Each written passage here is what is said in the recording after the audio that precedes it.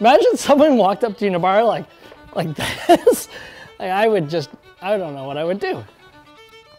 Happy St. Patrick's Day? Little doggy? No, little, what did the cowboy say? Little something. Little doggy? Anyways. Excuse me, I'm not at my best. I've been late of the drink. I've been home for rest. Take me home! See, I feel like the cowboy hat comes in handy in this part. Hey folks, I'm Matt from Fidel Gastro, and this is our 3rd year in a row doing a St. Patrick's Day recipe video. Why? Because after a night of drinking, you need to crush some food that helps it all go down. And I think, you know what? This is a great opportunity to make an Irish-inspired St. Patrick's Day grilled cheese sandwich for you. The bread is potato bread. Then there's gonna be a Guinness Braised Lamb Stew and some Irish cheddar cheese. Ooh, and crispy onions are more of a texture thing than a cultural thing, but I've had people walk up to me at the bar on St. Patrick's Day and go, "You are so not Irish." It's true. The hat is nice. All right, let's cook.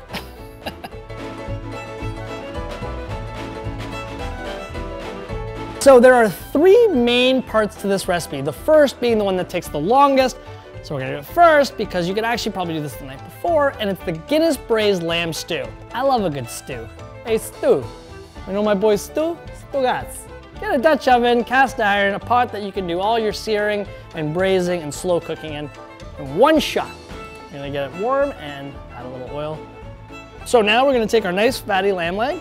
You can use lamb shank, lamb leg, lamb shoulder, make sure it's boneless so you don't hurt yourself. But you wanna make sure there's a good amount of fat because that's a lot of flavor. We're gonna add that to the pot. And we literally just wanna do this to get a little bit of color and awesome sound effects.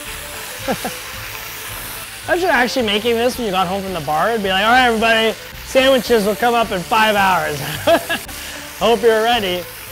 See? You gotta be forward thinking if you're gonna go out to the bar.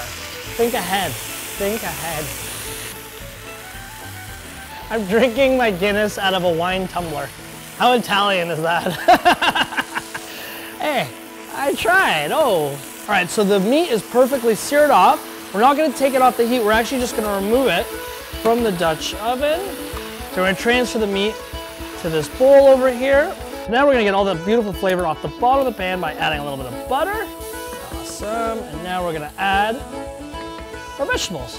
So we have some white onions, some carrots, and some celery. Stirring around, we have the butter there, we still have all that beautiful lamb fat that's at the bottom of the pan, all those juices, and we're just gonna let this cook down. Basically, you want this veg to get nice and soft before we add the meat back in and let it slow cook. We're gonna take some fresh thyme, and we're gonna add some tomato paste. All right, so the veg is perfectly cooked down, starting to really make a nice sauce forming at the bottom of the pan. We're gonna add our lamb back in, give it another mix. We wanna make sure that that lamb is now just covered by all this beautiful sauce and butter and tomato paste and veg. We beer. Little known fact about Matt, in case you're wondering, I love to cook with beer. Every kind of beer I think has a different flavor profile. Guinness, not a fan of drinking, but I think it's one of, if not the best beer to cook with, especially for a stew. You want to make sure that the lamb meat is like pretty much submerged by the beer. Don't worry about it tasting like beer. In fact, over a long period of time, because we're going to cook this for about 4 or 5 hours, the alcohol will leave, a lot of the liquid will leave, and we'll be left with a beautiful thick sauce and very soft, tender lamb meat. Oh, hi. I forgot about everyone. 5 hours later, and we have stew. Awesome, so stew is done. It's fully cooked, it's embraced all that beautiful flavor. The sauce is totally reduced, the meat's falling apart. It's ready to go in a sandwich. Just gotta get it all ready. So next up, cheesy bread and fried onions. All right, so the stew has been stewed.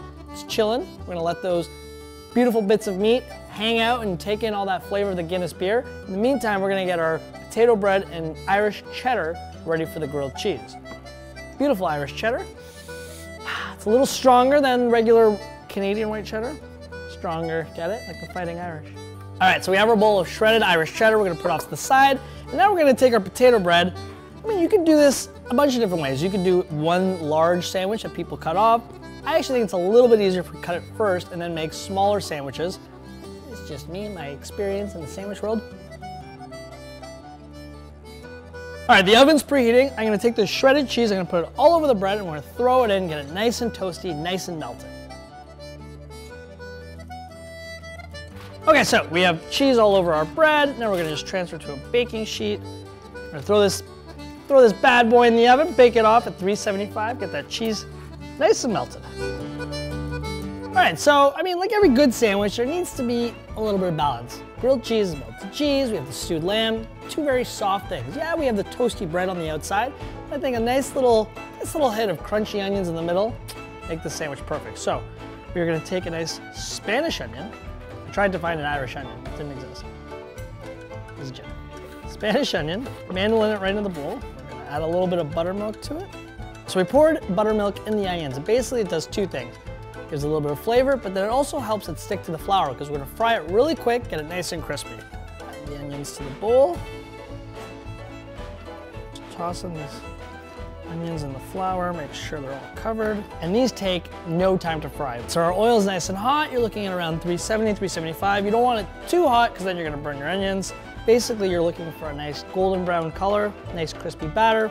Once you see that, they're done. The onions are super crispy, smell great. Perfect to go inside that melty, cheesy potato bread and that lamb stew. What do you think, Stu? Stupendous. The jokes just don't stop today.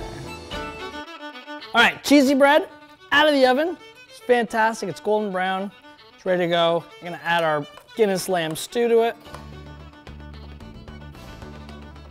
Right in the middle. Crispy onions on top.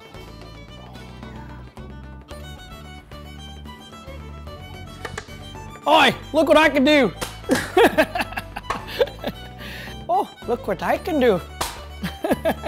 My head hurts now. Well, there you have it, folks. My St. Patrick's Day recipe, Guinness Braised Lamb Stew, inside cheesy potato bread, little crispy onions, just for texture. Thanks so much for watching. Have a happy St. Patrick's Day. Crush a few of those, leave a like, a comment, maybe a subscribe. Oh, yes. That's amazing. It's so good. Oh my God.